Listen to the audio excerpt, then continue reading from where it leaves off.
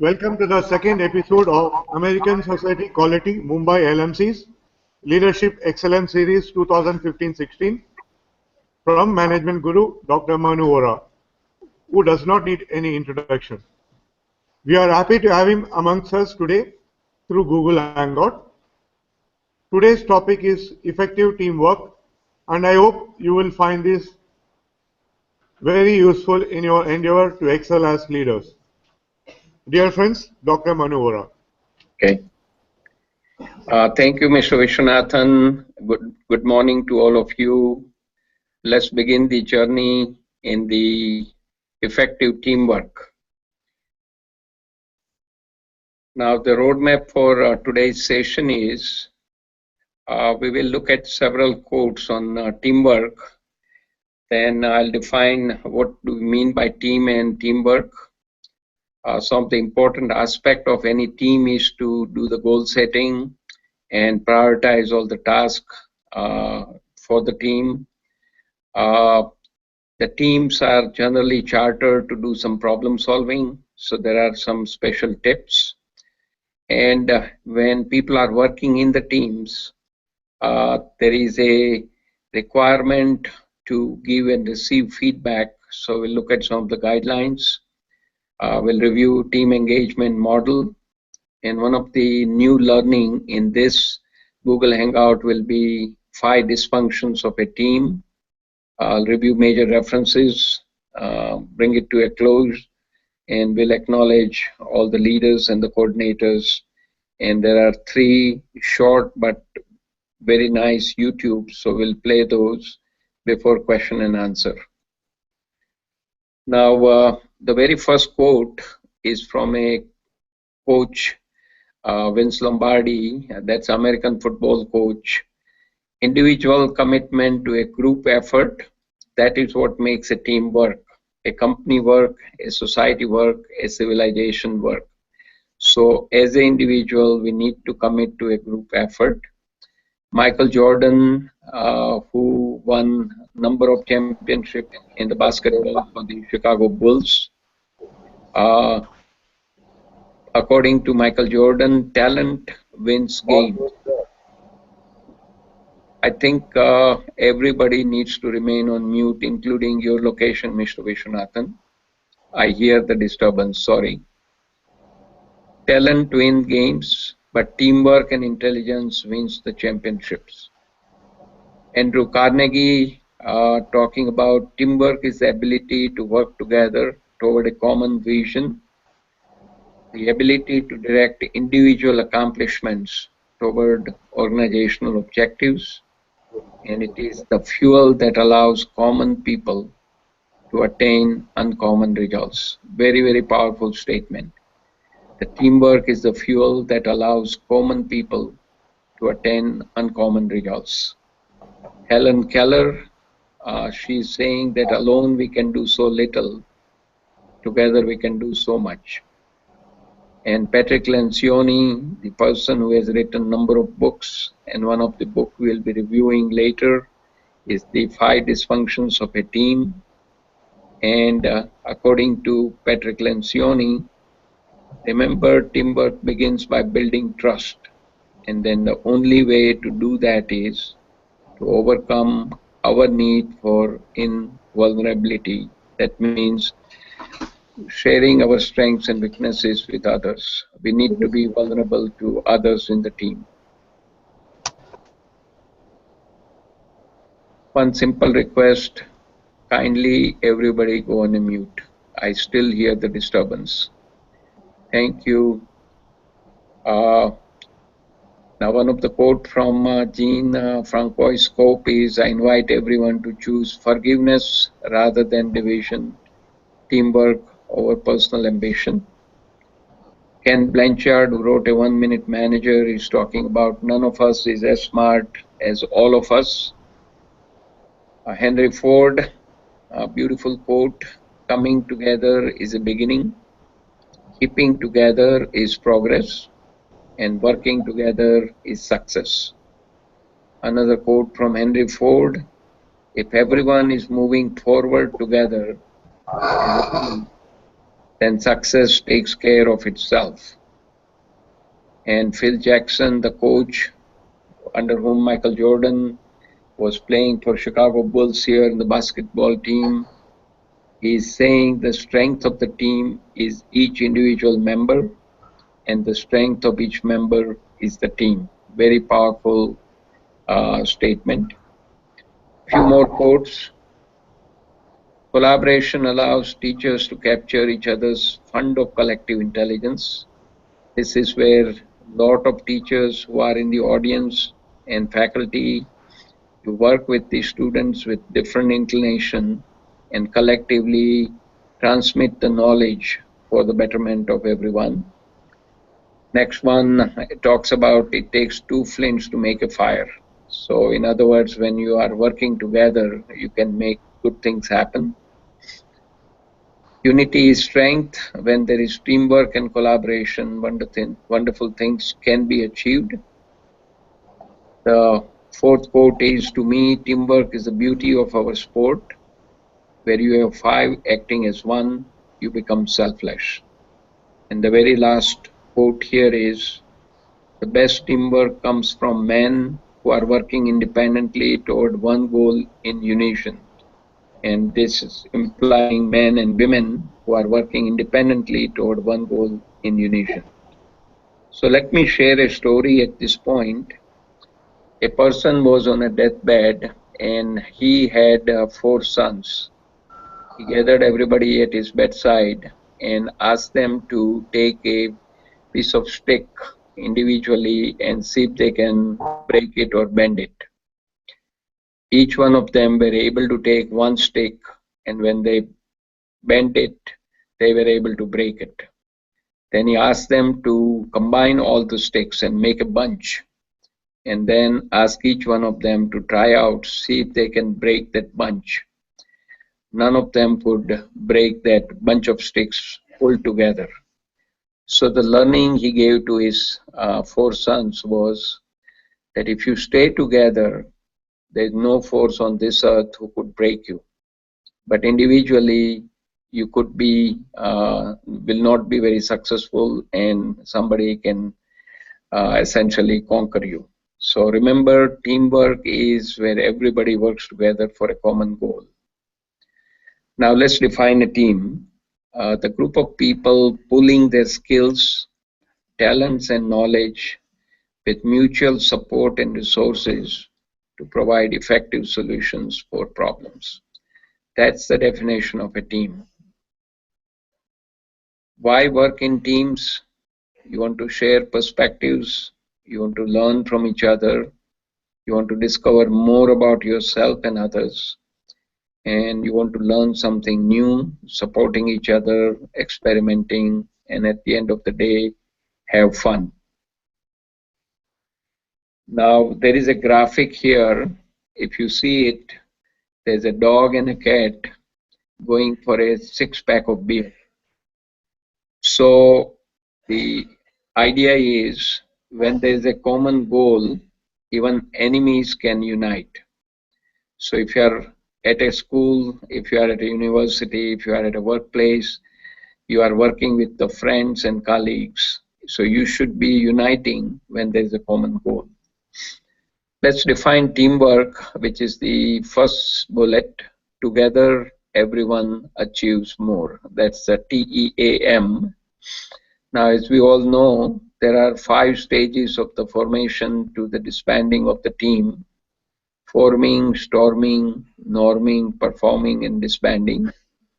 And I'll take you through that in the next slide in a little bit more details. Leaders should create a culture of cooperation for the team to have a successful effort and good results. Also, there should be clear goals and expectations of all members of the team, and it's the team leader's responsibility to resolve the conflict by isolating people who are not seeing eye to eye. Ask them to resolve the issue by focusing on issue, not on personality, and come back so that good things happen within the team for the organization. Now, here is a little bit more elaboration on the 5 stages of group or team development. This was put together by Bruce Tuckman in 1965.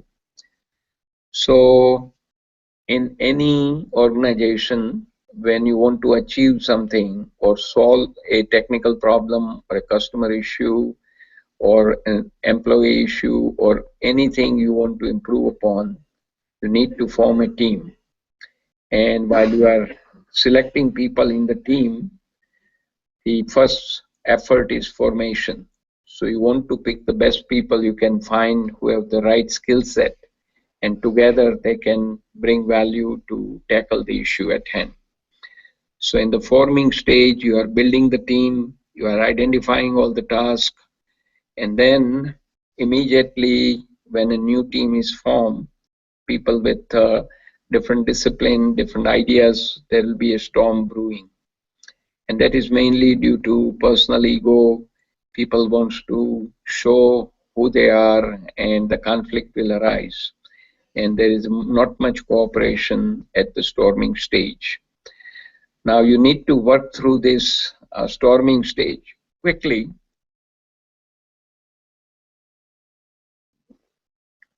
and arrive at the norming stage, where you are setting the team ground rules and cooperation will begin.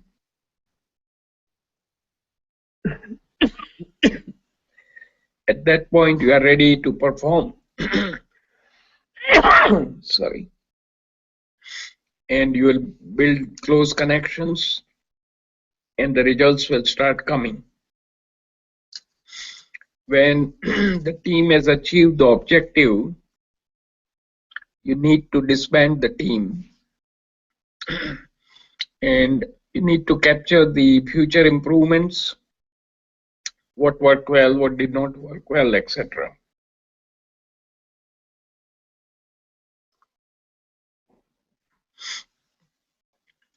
As I mentioned about when you are forming a team, you want to get the people with the right talent. And by talent, I mean something which comes naturally to the person. And there's a book written by Gallup organization, which is a marketing company, and they are very active during the election season. They have defined strength as the ability to consistently provide near perfect performance. Ability to consistently provide near perfect performance. And strength is defined as a multiplier of talent, which is the natural ability everybody has, unique to every individual, multiplied by investment. So talent part is in the yellow bubbles, thinking, feeling, and behaving at the top. In the reddish bubble, investment in terms of developing skills, gaining new knowledge, and building up experience. And when you multiply talent times the investment, at the heart of it is the development of a strength. So idea is you want to find the people and leverage their strength to tackle the issue at hand. Now let me give you a couple of examples. One is a coach was working with a ping pong player. He found out that the player was very good with the forehand stroke. He gave him so much practice, only forehand, not to worry about the backhand stroke. He was able to become the world champion. So coach had to find out what is the strength of a person. And once that strength is determined, you leverage that strength to the fullest. Another way to look at it is you are in a college situation, you are taking 5 subjects, and you get 3 A's, 1 B, and 1 C. When you are reviewing the report card with your parents, normally focus will go on a C, but the theory of strength says you want to focus on 3 A's and make sure those remain A. Possibly C will never become A, but allow little additional resources so C may become B. In other words, we need to focus on people's strength. And On this slide, I have listed my top 5 strengths from the list of 34. And by the way, I'll just go back to the previous slide for a second. I would suggest those of you who have an interest in finding out your own strength, you can buy this book, Strengths Finder 2.0 by Tom Rath from Gallup organization. Here it's roughly about $12. You can get a new copy. You cannot use a used copy because when you buy the new book, at the back of the book, there is a small envelope with a code inside. You open that envelope, look at that code, and take your online test. In about half an hour, after answering those 180 questions, when you click for results, it will give you your top 5 strengths. And Gallup has lots of data from all over the world.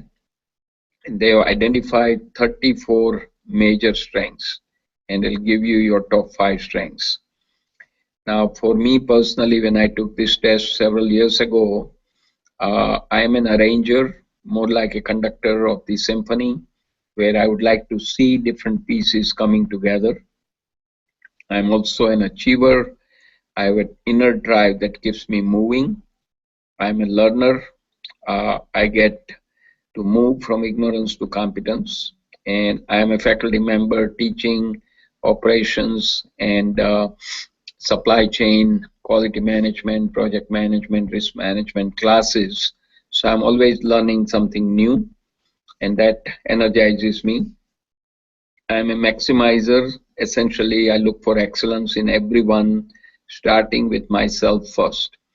And average does not work. So when I teach my classes, I expect a lot from my students and professionals, and they do come through when the expectation is high. And I'm a relator. I believe in building relationship. So I would highly recommend this book. It's a great investment in yourself. And by the way, as a disclaimer, I do not own any stock for this company, Gallup organization. So I do not get personal benefit. I'm just sharing the knowledge for everybody. Now we come to goal setting. When the team is constituted, they have a problem definition. Now they need to begin to set some SMART goals. And by SMART, we mean specific, measurable, achievable, realistic, and time-based. So the team needs to set and work towards achieving those goals. Now here is a good guidance. How do you prioritize your work every day? Now once you begin to go in the workplace, and those who are in the faculty, your inbox is always flooded. You need to look at 4 Ds. There are items which you need to address, so put that into the pile do, and that's only you can do it, nobody else. If you have people reporting to you, you may want to start delegating some of the items where your people will essentially rise to the challenge. They will develop themselves, and when you delegate something, you want to give the general idea what is expected, the end post. Do not do micromanagement. Don't tell people how to do it. Just tell them what needs to be done, and then set some intermediate milestones so that they come and review with you the progress they are making. And by delegating, you are expanding your capacity. Things you can do, you do it. Other thing which you can delegate, you are developing your people simultaneously. Third, delay. You need to do it, but you don't have time at the moment. So you put it down on a yellow sticky paper and put a note that I'll come back to it 1 week later, and then go to it when time comes. And the fourth item, the most important item, is dump. Lot of things coming into your inbox should not see the day of the light. It should go into a circular file, we call it, dump it. And by doing this prioritization, you are going to be very effective in what you do on a daily basis. And I'll also recommend having a checklist on a daily basis put 2 or 3 important items at the top, and then other items which are not very important, it could be on the list, but you keep making sure that the 2 or 3 important items you are able to achieve at the end of the day, and you keep replenishing that list on a daily basis. Now here comes some tips for problem solving.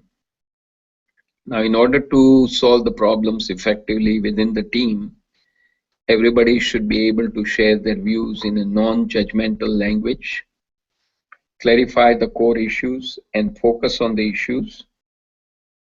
Third one is very important. Listen carefully to each person's point of view, because as we said, the team is selected based on the ability of the people with the right strength and skill set to solve a specific issue. So everybody needs to be contributing and everybody has a role to play. Check understanding of the disagreement by restating the core issue. So core issue becomes the primary thing, and when there is a misunderstanding is developing, disagreement comes, you go to the core issues and try to resolve the differences.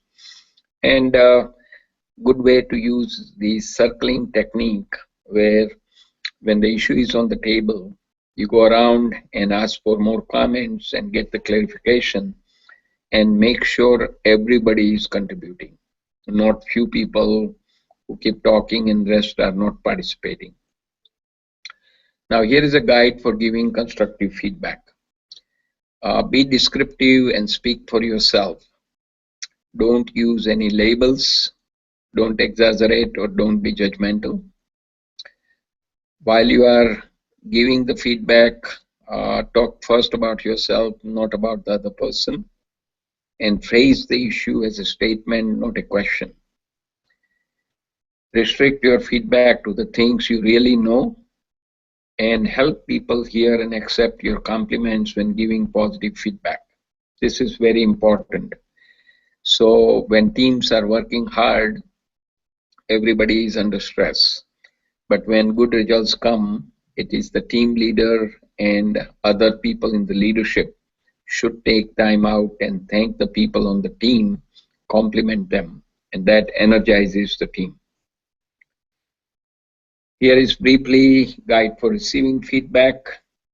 When you are meeting with your immediate supervisor in the work situation, or as a faculty, you are giving some feedback to the students, those who are at the receiving end, take a deep breath, listen carefully, ask questions for clarity, acknowledge the feedback, acknowledge the valid points made in the discussion, and then after the meeting is over, take time to sort out what you heard, and out of which you create an action plan to implement some of the suggestions and the feedback you have received.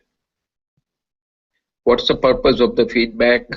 It's essentially for every member of the team to become more proficient, more valuable, by showing them the blind spots, and that feedback can help them overcome the blind spots and keep moving in the direction of finding a good solution to the issue at hand.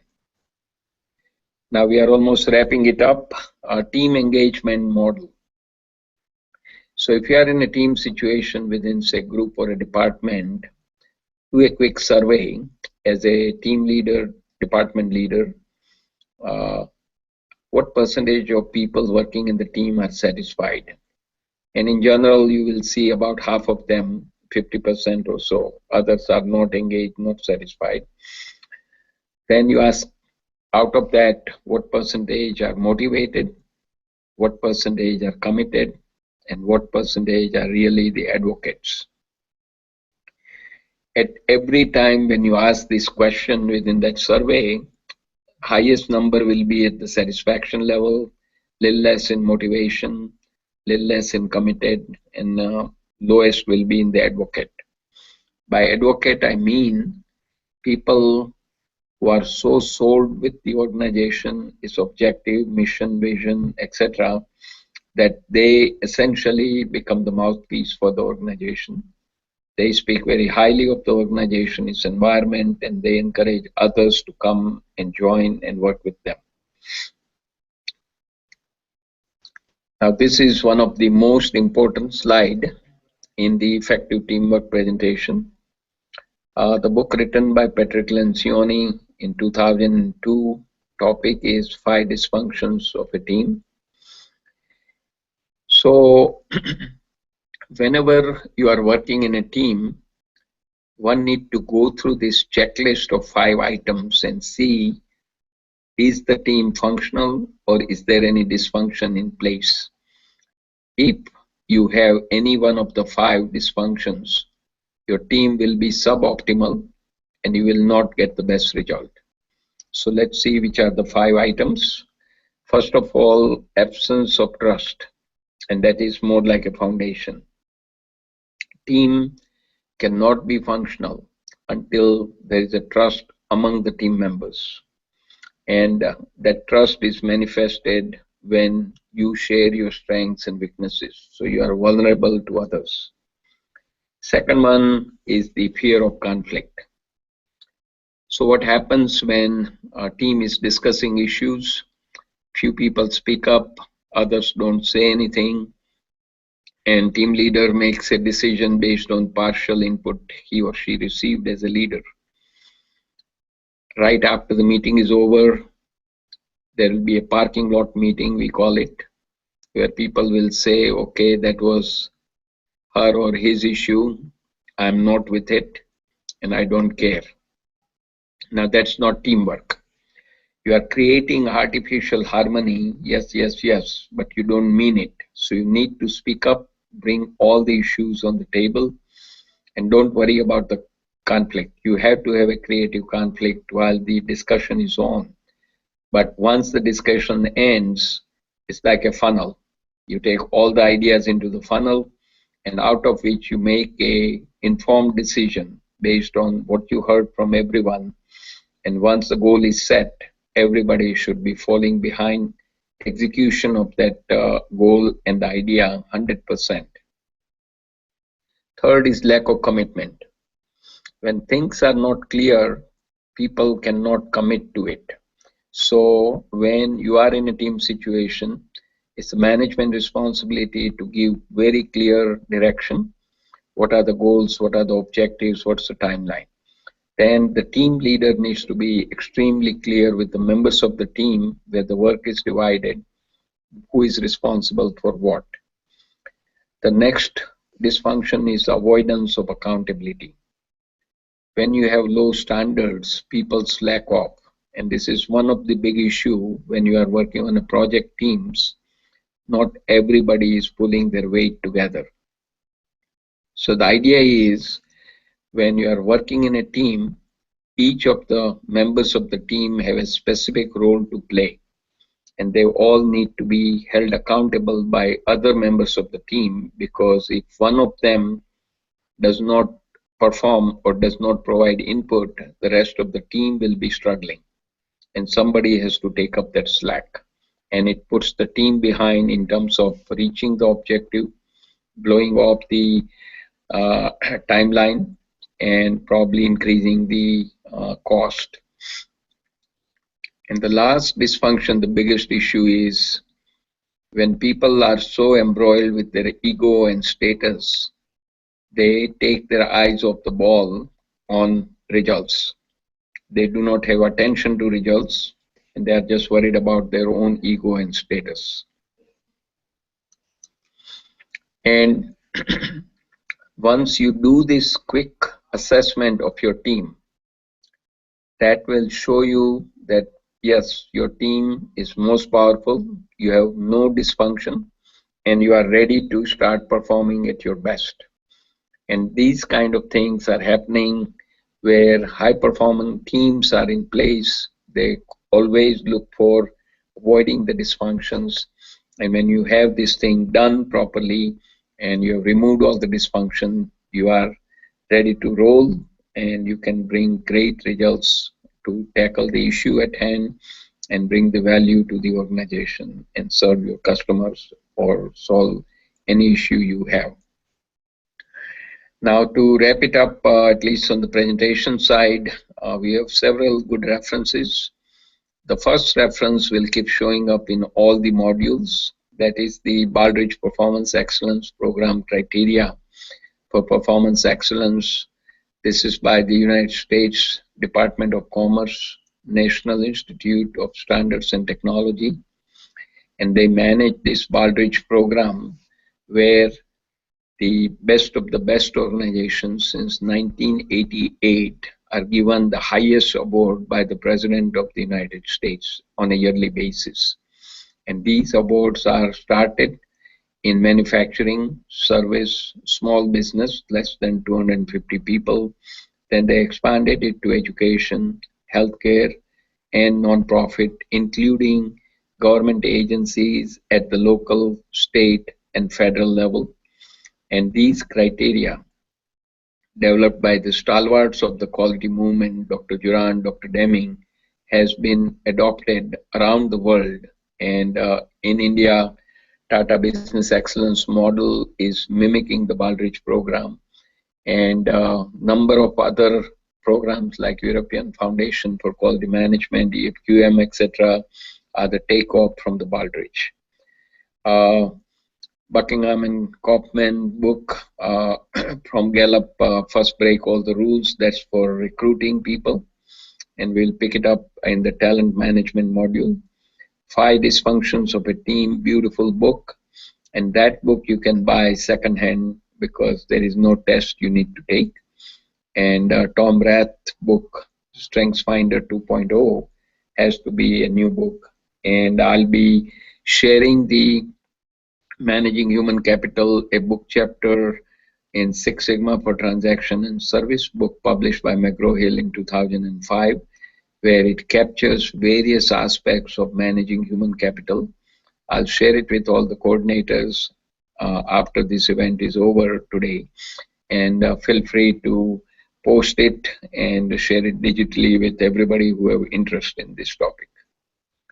So to bring it together, the difference between success and failure is a great team. Very simple but very profound way of looking at the importance of a team. The difference between success and failure is a great team. If you do everything we talked about, you build a great team, then that team will be so powerful, it will achieve whatever was the objective, and they will bring great value to the organization. Now I want to take a few moments to specially thank all the leaders from 9 different colleges, Dr. Rita Basu, Dr. A.K. Sen Gupta, Dr. Alka Mahajan, Dr. Neena Roy Chaudhary, Dr. Harsha Mehta, Dr. R. Rangaprasad, Dr. Sanjay Kamble, Dr. R.M. Kumar, and Mr. Gurdeep Anand. And great teamwork exhibited by all the coordinators and led by Mr. Vishwanathan.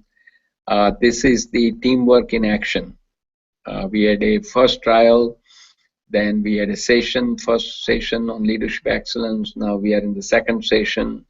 Thanks to all the coordinators, Dr. Koel Roy Chaudhary, Mrs. Suma Nair, Mr. Ram Chauhan, Dr. Mansi Karkare, Ms. Jinal Shah, Dr. Anita Agrawal, Ms. Adya Bhatt, Dr. Anil Palve, Dr. R.M. Kumar, and Mr. Mayur Pathak. Again, thank you so much, Mr. Vishwanathan, being a mentor to ASQ Mumbai LMC, and with your persuasion, we are able to put together the 9 colleges to come together as a consortium for free knowledge transfer leveraging technology. Now, 1 to 2 minutes airtime regarding more information from American Society for Quality. There is a business case for Lean Six Sigma in higher education, and some of you may have heard the term. Six Sigma refers to reducing the variation in a given process. By doing that, you reduce the defects and you improve the quality. Lean is where you reduce the waste remove the waste, and speed up the processes. And combination of Lean Six Sigma allows you to reduce the waste and speed up your process of whatever you are doing. And by Six Sigma, you are reducing variation and you are improving the quality of the end product or end service. Now that's the business case by the ASQ Education Division Secretary Norma Simons. And second one is a tool known as Pareto chart. There is information here. This tool allows you to do the prioritization. The tool was made popular by Dr. Juran, a stalwart of quality movement, and his thinking was you need to focus on vital few but not trivial many. Vital few, that means the few critical issues which has the biggest impact in the organization. That's the one you need to work on. So vital few from trivial many. ASQ India contact Mr. C.B. James, Director Education and Community Development, headquarters for ASQ India in Delhi. Now here is a list of upcoming topics. We have covered the first topic on leadership excellence in month of June. Today we are wrapping up effective teamwork.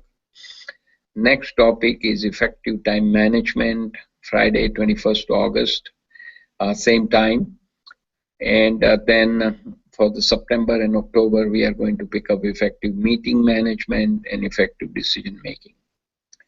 And by the way, this 12 session series, out of which 5 topics are listed here, are extremely important for everybody, whether you are a student. These transferable skills will help you to become good at what you do while you are still studying. It will help you to prepare for your placement. And once you are placed in any organization, you will be able to use these transferable skills to produce the best for your employer. So it's a lifelong learning, and these are the excellent topics which can help everybody to improve their soft skills. We will be going now to the 3 YouTubes. So let me stop sharing it here, and I need to show one YouTube at a time. So bear with me for a second.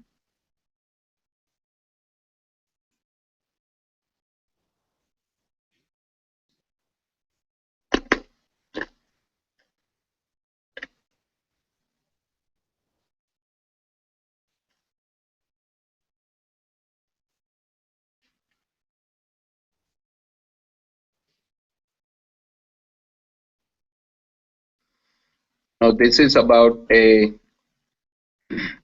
football, which is not the we call the football you play there, which is, we know it as a soccer here, but this is the real football, American football.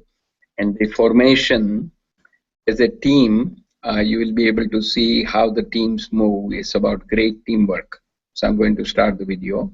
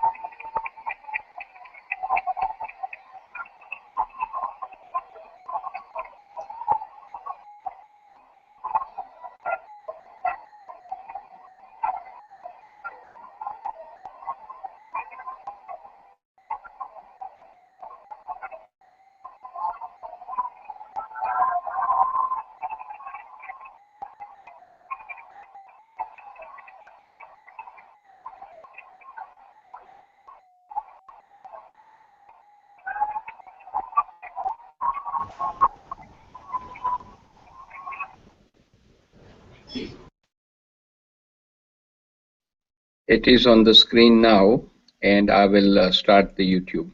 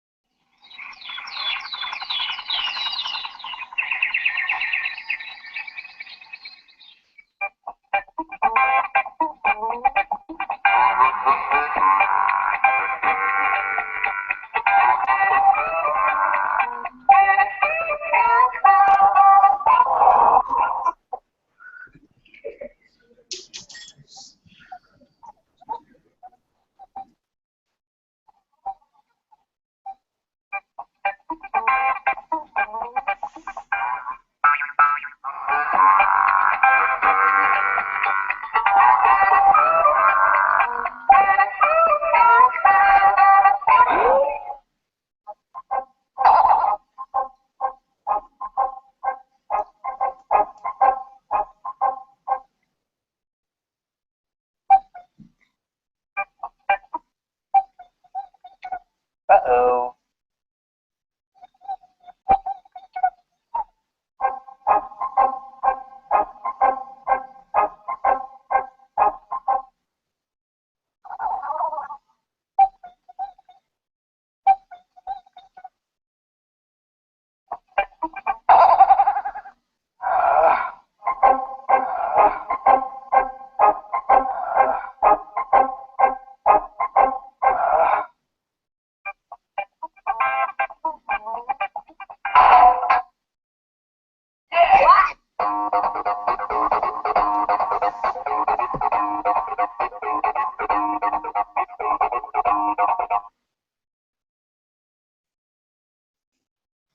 And we have one more very powerful YouTube on teamwork. So let me share that, and then we'll be ready to take the questions.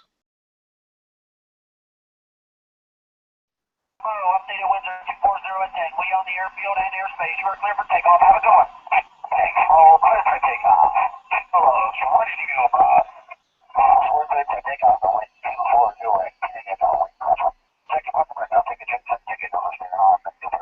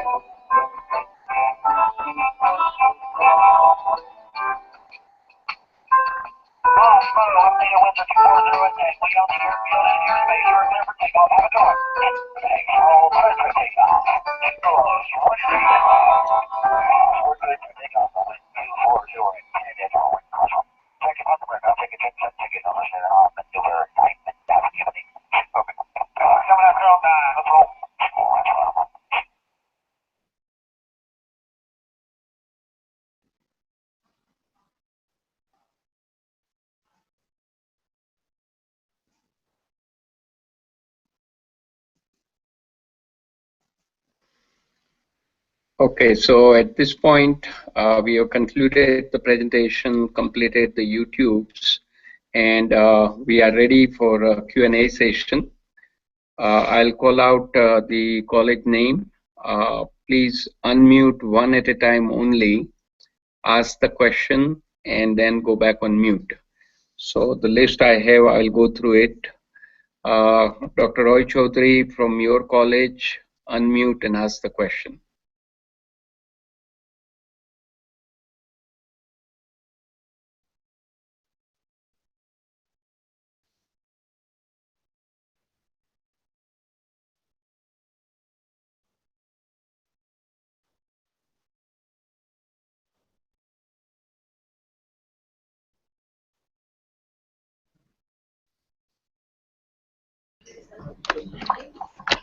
Hello. Yes. Sir, a team of students would like to know how do you build, how do you tackle ego issues in a team? Okay. So the question is, how do you manage the ego in the team? For that, I think one of the best way to do it is set the goal for the team and make sure that your individual goals are aligned so that you are working towards a common goal. One is to sacrifice the individual ego for the betterment of the team, because after all, you are selected to play on your strengths and try to add value to tackle the issue at hand. You are not selected because you are so and so and you have so much ego. You are not going to be selected for the ego part. You are selected for your skills and knowledge, and you need to use your strength to the fullest by leaving aside your ego, surrender to the team for the benefit of the team. One more question, Dr. Roy Chaudhary.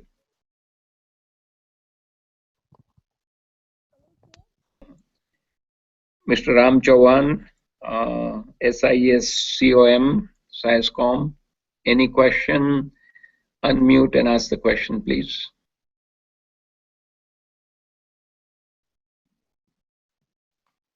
So Suma here. Yes. Although the two questions as of now has answered, but I have one small question from my side personally. Students Okay. have understood your presentation very well. Many a times in small assignments where we have a very short duration, building trust becomes very difficult. Understanding a person becomes very difficult. As a leader or a team member, how to handle such situation? There would be a timid person who may not be opening up even if you build up that relationship. So how to handle such situation? Yeah. So I think challenge you are posing is a very short duration. The team is assembled to get something done very quickly. Now, this is where I think the team leaders have to take charge. They are the one who will be opening up to everybody, make it absolutely clear that we have this short window and organization is depending on all of you to do your best in this window to be collaborative and cooperative with each other. And if you have any issues, speak up. So you encourage everybody to open up rather than let them loose and do their things on their own. Because If the time was sufficient, you can, for a period of time, people will open up, as you said rightly. But in the short window, team leader has to really emphasize that we are going to be working on this for a short time. These are the objectives. This is what the top management is expecting from us. And that's why it's very imperative that each one of us speak up. If you don't agree with something, say it now and clarify the issue, and then work towards building that trust at every moment. And more you do this openly with the help of your team leader, you will be able to achieve the objective you have set out to. It's definitely a challenge, and this is where skillful team leaders can leverage their prior experience and make sure that the team is sticking together as a team, as well as there are no conflict brewing and people are opening up and they are speaking up their mind. Because see, the issue is not everything goes well all the time. When something is not going right, if a person speaks up that there is a problem here, how can we overcome that? That's what requires trust, that even if you bring a problem, you will not be shot down. You encourage risk taking. As a team leader, you encourage people to give you both bad news and the good news. And if the news is bad, ask them what solutions and what ideas they have. So collectively, you can overcome the difficulty and the deficiency. That would be my quick response. So any other question, Ms. Suma? No, sir, nothing. Thank you so much. Okay, thank you. You can go back on mute. Dr. Mansi? Sir, Yeah, sir, one minute go ahead. from my student, 1 minute, sir. Yeah, no problem. Myself, Bharat Mohan. I have a doubt. At the end of the seminar, you talked about the Six Sigma. Will you please elaborate on the Pareto chart? Yeah, Pareto chart. So let me put it this way. You probably may have heard about this. It started out from Italy by an economist named Vilfredo Pareto, who essentially gave the idea that in any organization, top 20% of the people will accomplish 80% of the results.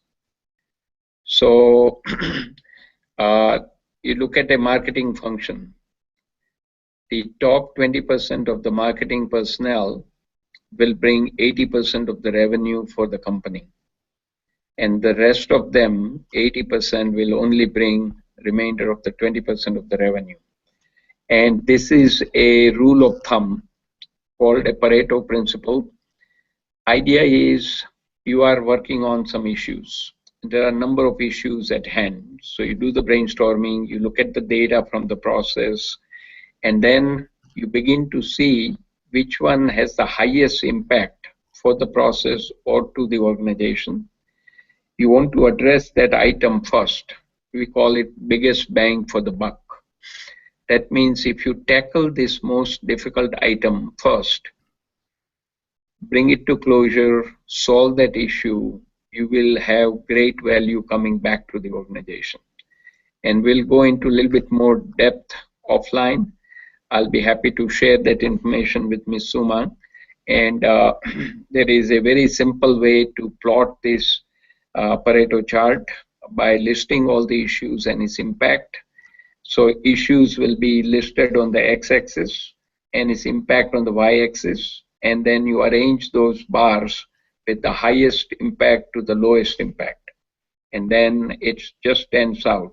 Item with the highest impact is the first one you want to tackle, bring the closure, and then go to the next highest item. That's what the Pareto principle is all about. And also ASQ website will have further information on this, and the link is given. And if you still have further question, Mrs. Suma can send me email and I'll be happy to provide the input. Kindly go back to mute at your location, Mrs. Suma. Dr. Mansi. Good morning, sir. Yes. We have a group of 150 students listening to you, and there are many questions, out of which I will forward only 2 questions to you. Okay, thank you. The first question is, how do you ensure individual commitment of team members without any incentive? So how do you confirm commitment of individual members without? Any incentive? Okay. Now, the question is, how do you ensure individual members' commitment without any incentive? So let's review why the team was formed. The team was formed to address a specific issue plaguing the organization, whether it's a customer issue, an organization issue related to people, etc. So what's the incentive for the team to start with at the end of the day?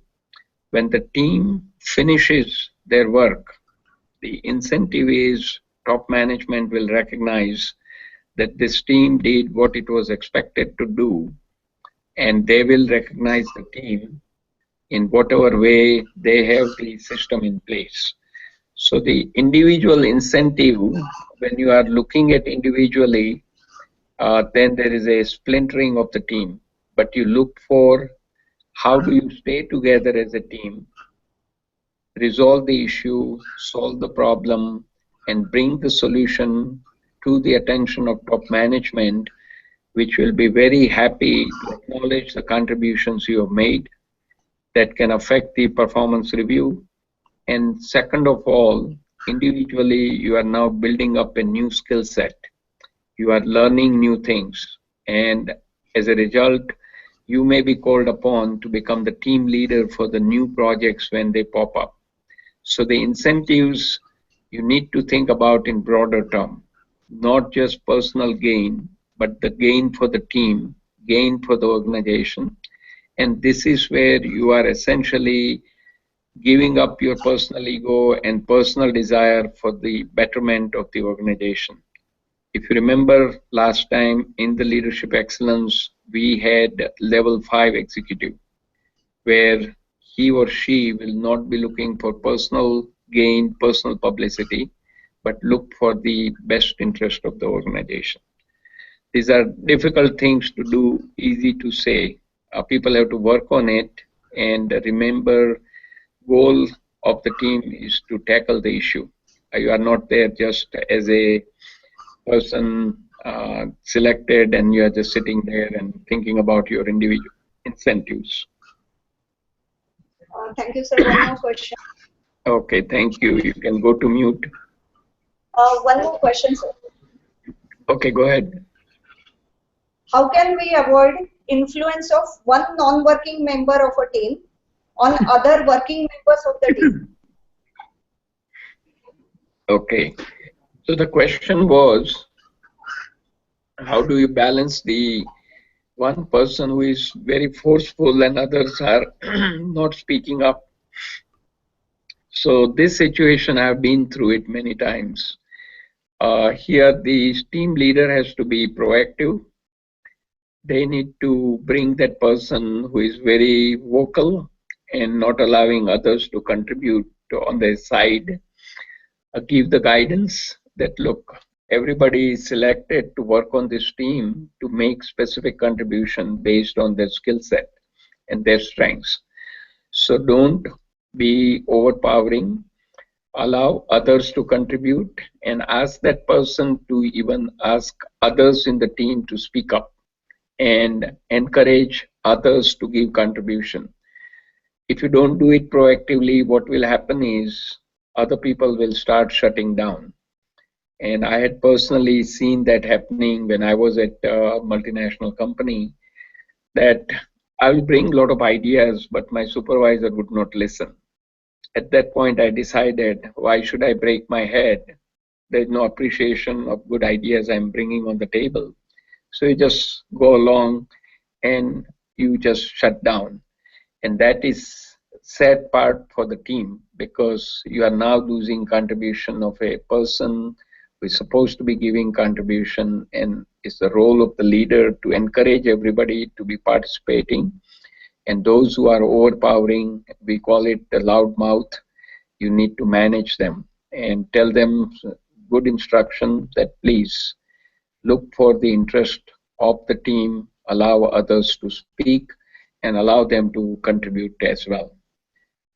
With that, let's move to the next one, Mrs. Adya Bhatt. Unmute and ask the question. Yes, so we have one question. Okay.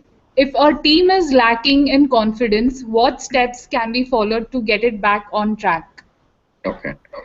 So the question was, our team is lacking in confidence, and how do we get the team back on track? Yes. Now, yeah. So why would the team lack the confidence? So let's review that part, and then we can look for the solution. When team is facing a problem which all the members of the team collectively are unable to solve, that's where people begin to lose the confidence in their ability.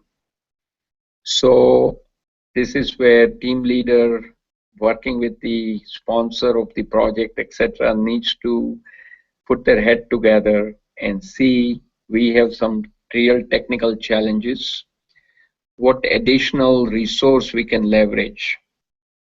For example, getting to a consultant or an expert outside of your team. Tackle that part which was not able to be handled by your own team. Bring that extra knowledge for the benefit of the team. And once that issue is resolved, team will feel very confident to do the rest of the work. So idea is don't get blocked, because when you are working on this kind of situation, lot of them are one of a kind. You have no idea what you are getting into. And I'm sure most of you have worked on the project. When you work on a project, there is uncertainty and the risk is always present. And when things don't go well, people start blaming each other. Their confidence level goes down. And this is where team leader has to reassemble the team and do the basic investigation. Where are we?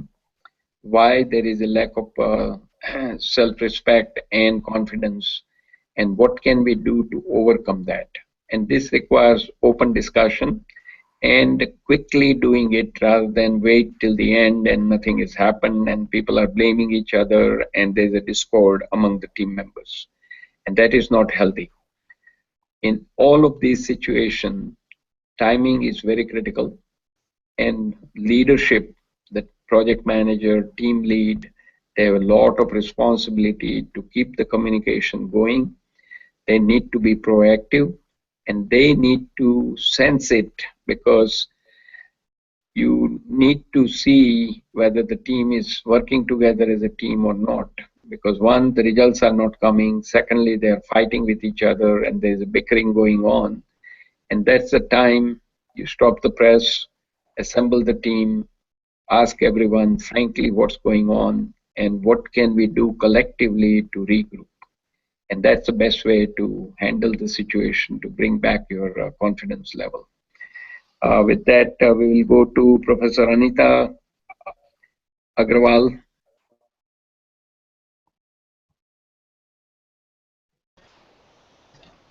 Hello, sir. Yes. Can you hear me? Yeah. Yeah. So, when strength is equal to talent into investment, how can teammates contribute in helping a team member to improve their weakness? Okay. So, how do you use the team to improve your weakness? Now, my basic suggestion is try to work on your strengths. So, for example, it's a 6-member team, 1 team leader, 5 team members. Each of the team members have some specific strengths, including the leader has his or her strengths. If you structure the assignment so that everybody is working on their strengths and you know what the weaknesses are, but you are not moving into that zone for any given individual. So they are not working on their weaknesses. And that is the best way to get the most from everybody. So when you work on your strengths, you are highly energized, you don't need supervision, and you are self-starter. And you are going to amaze with the great results. So this Theory of Strength book, another book written by Gallup organization, it says, soar with your strengths. There is a one sentence which is very humorous, and that is, you don't teach a pig to sing, it annoys the pig and it wastes your time. You don't teach a pig to sing. Pigs are not great singers, they make funny noises. You don't teach a pig to sing, it annoys the pig and it wastes your time. So when you are beating up on people, saying that you are weak here, you are weak there, that's what happens in the performance review session, people get discouraged. But when you build people up by focusing on their strengths, allowing them to use the maximum strengths, that is where good value will come. I hope that addresses your question there. Is there one more question from Professor Anita Agrawal?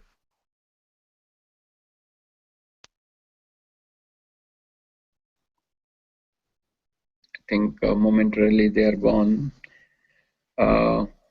Jinal Shah, any question, Jinal? I think she may have dropped out. I don't think Anil Palwe has joined. Dr. R.M. Kumar, your location in Ghatkopar, any question? Unmute and ask the question, please.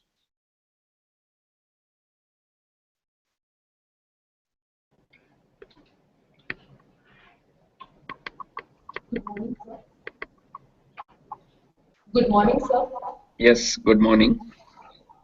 Sir, our question would be, how to balance a team of youngsters and experienced to achieve end results?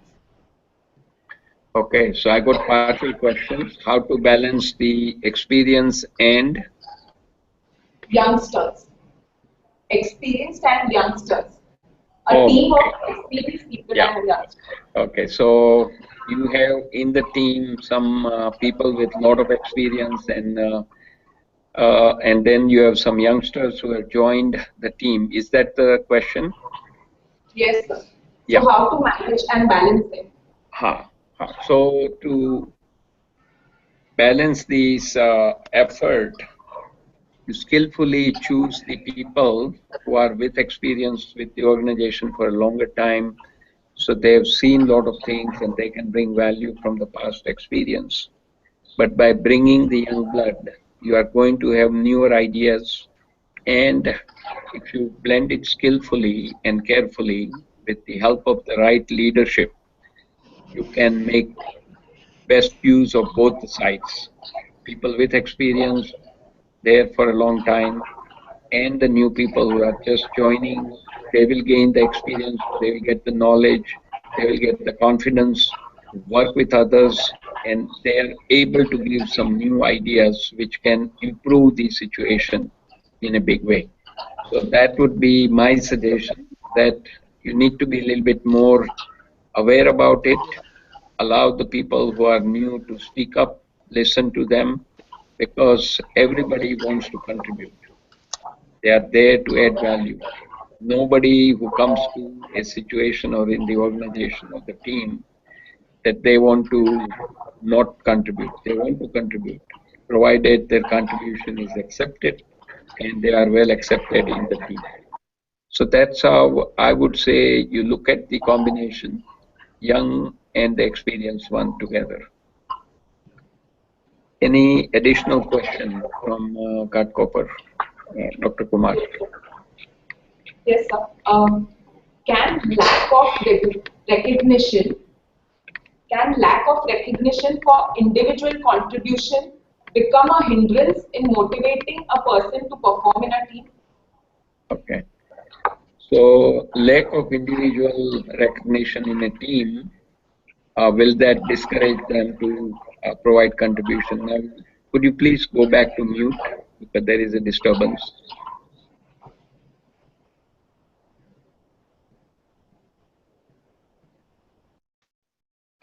Thank you. So lack of recognition at the individual level, what's its impact in the team performance? Now, this recognition is really a critical thing.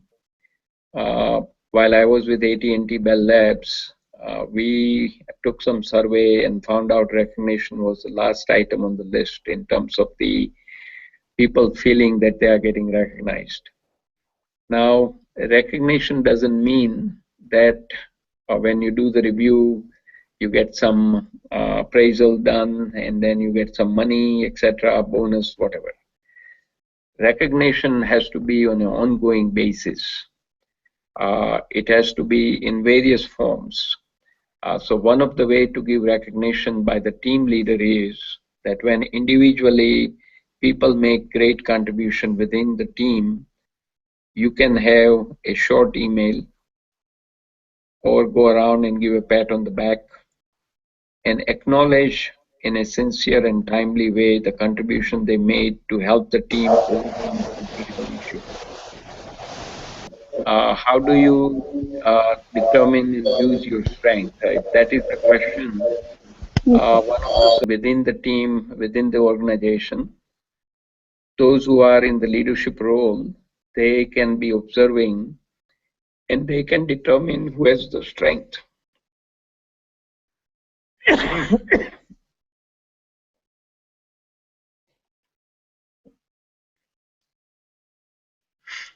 And is the direct. I think Dr. Manu, it's been nice and we had a good session. And if people have any more questions, they can always send an email to us and then we can revert back. So thanks a lot for the 1.5 hours of patience hearing from all of us. Thank you.